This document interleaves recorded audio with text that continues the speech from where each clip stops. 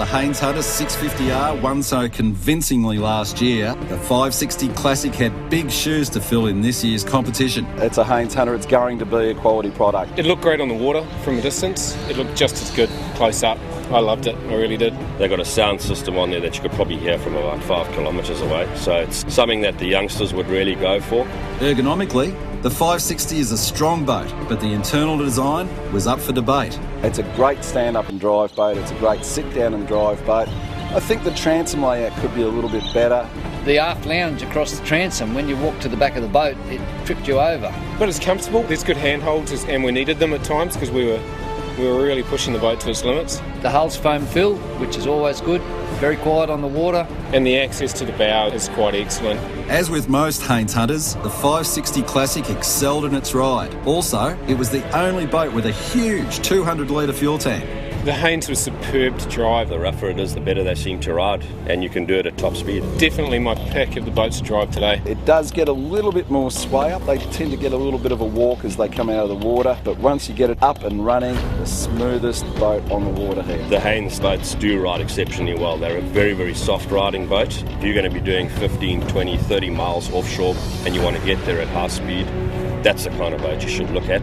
Designed for both serious and casual fishermen, the Haines Hunter again had the judges debating. As a platform, very good, and it's actually quite stable for its V as well. Plenty of deck room, nice and deep on the gunnel, so you're not going to fall out the sides. I'm only a bit of a lightweight, it moved around a bit underfoot, but it wasn't disconcerting.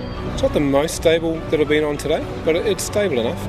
It's got everything you need for a sort of big day out fishing. Specifically fitted out by Melbourne's Nortec Marine, the 560 Classic electronic setup is second to none.